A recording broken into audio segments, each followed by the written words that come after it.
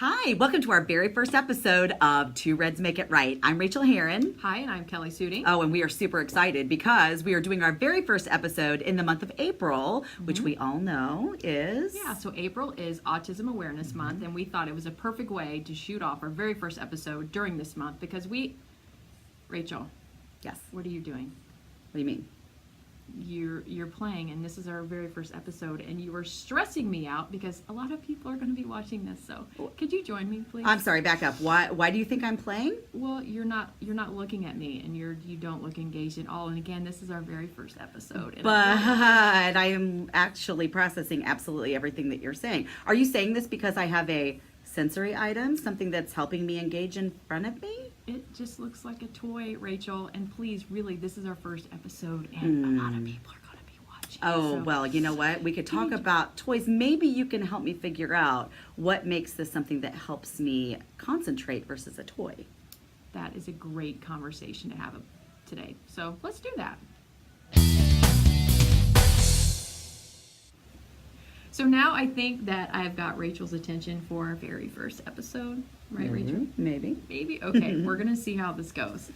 So Rachel and I get asked a lot of questions about how to incorporate fidgets or sensory items into the classroom. One of my specialty areas being autism and Rachel's being emotional disabilities with the focus on behavior. We do work with a lot of students and teachers on how to make that happen in the classroom for students. Absolutely. So now I'd like to play the part as one of those concerned educators and just ask you questions as the autism specialist.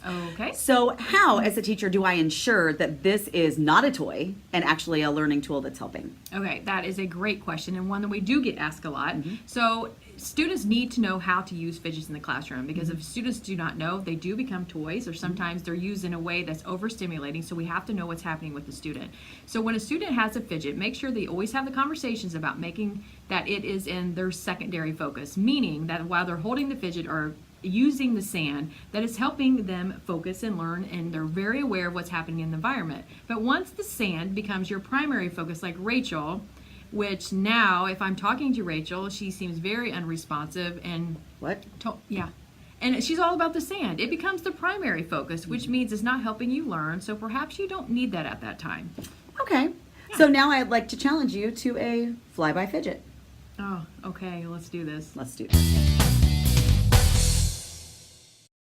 All right, my first fidget is the kinetic sand that I've been working on. This doesn't get on your hands. If you have a little bit of a sensory issue, it comes right off after you've been utilizing it, and it feels like you're digging your hands in a nice, warm, sandy beach. Oh, and I have something that's made off a 3D printer. If your school has a 3D printer and they're able to design and learn about 3D printing, creating fidgets in the school is an awesome thing to do. I can just spin it like this, and it's really satisfying for students. Super activity. This goes on the edge of the student's chair, so you've got a lot of flexibility and a lot of that movement that you can incorporate if you need a little bit of that sensory while you're moving it. Fantastic tool. Oh, I think I need that. This little gadget here, I'm not really sure what it's called, but I love this so much. Sometimes I will maybe use this when I present, but this I find really satisfying for students to be able to wrap around their fingers and do things like that. So absolutely. Cheap. Yeah, speaking of cheap, we've got industrial ties and pipe cleaners. These are at the craft store, at the hardware store, and they are very bendy, very movable. They give you a lot of that input if you just need to twist something mindlessly while you're in class. Oh, and then if you go to a hardware store, the carpet squares, samples are free. Adding that multi-sensory piece when teaching just reading and writing, just having students trace on the carpet is really satisfying. Having students take their shoes off and have their feet rub into the grass is really satisfying for some students. So those are some sensory items. What else do we have here, Rachel? Well, I think that we Without have sounding some like little... an info commercial? Oh, yeah, this little dog that I can stretch. It has a completely different texture, and of course the classic fidget. Yeah, and so I think that was like $1. This is maybe at the dollar store. This is a great fidget for that spinning thing.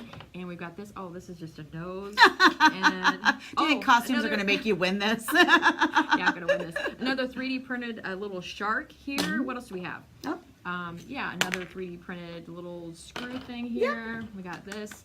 Lots of of cheap tools. ways to incorporate fidgets into your classroom. Absolutely. Just be mindful of having a box of fidgets that your students know how to use them. It will make all of the difference for behavior and focus into the classroom. So thank you so much for joining us for our very first episode of Two Reds Make It Right. Yep, and remember, you don't have to be a redhead to make it right.